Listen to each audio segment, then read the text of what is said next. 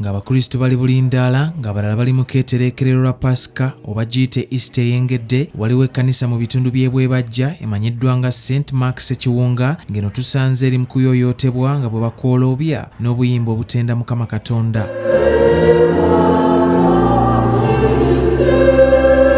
Ekkanisa eno yazimbibwa mu ngeri etali ya bulijjo era nga batunnyonnyodde nti enzimba yaayo ya njawulo olw'ensonga buli kigiriko kyawandiikibwa mu kitabo ekitukuvu ekya Baibuli. Eno bw'ogituukamu ddala etemagana okukamala nga buli kigirimu si dizayini wabula kyawandiikibwa okusinziira ku kitabo ekitukuvu.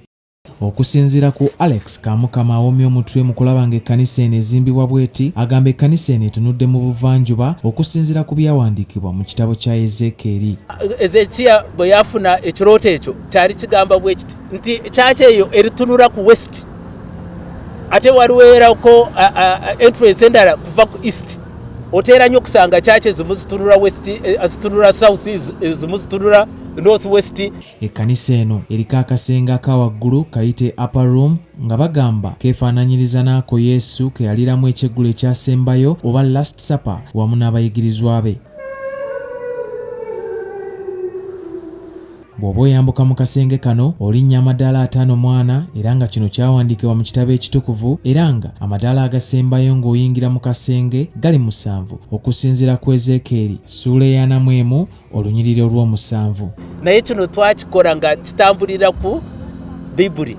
Ekyokubiri ogenda kulaba upper room etabeerangako walala ekitegeeza nti eno eriko engeri gy'eriko special.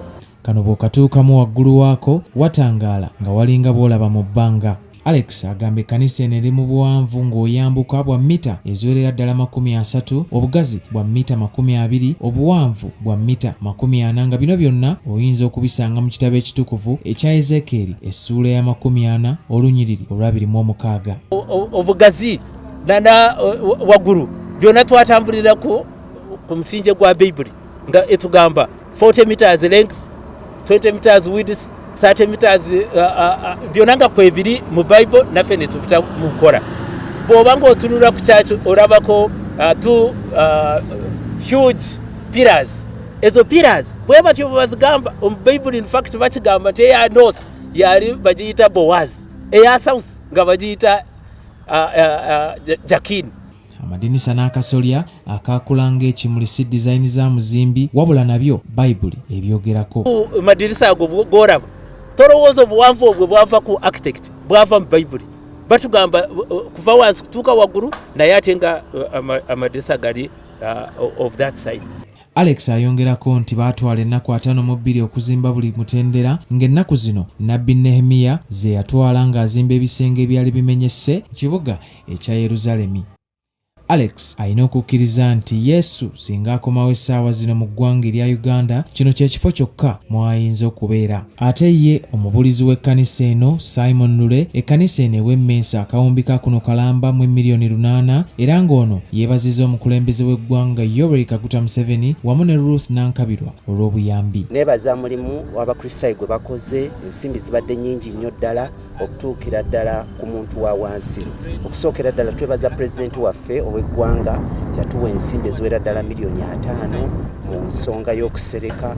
Twebaza abaminisita okusingawo ennyo Honorable Ruth Nankabirwa akoze omulimu ogw'amaanyi ne executive yonna. Reverend Frederick Musisi Masengere, omusumba w'obusumba bw'ekitende, akubiriza Abakristu okwenenya n'okusonyiwa mu kaseera kano aka Pasika. Kirako Mukama waffe yakomererwa ku musaalaba era n'afa n'aziikibwa Yosefu Arimesiya.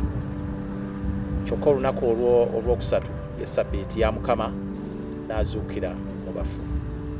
Tubadde mu sabbiiti nga yakweyaza n'okwekebera n'okulongoosa ate n'okutunuulira bannaffe abeetaaga kyokka n'okuyingira ennyo mu kiseera ekyokusaba. Era sabbiiti eno entukuvu ebadde etukubiriza buli omu okuyingira mu kiseera okwenenya n'okusonyiwagana. Emboozi eno ekusakiddwa Adams Mayambala ku lwa STV Select EY'ENJAWULO.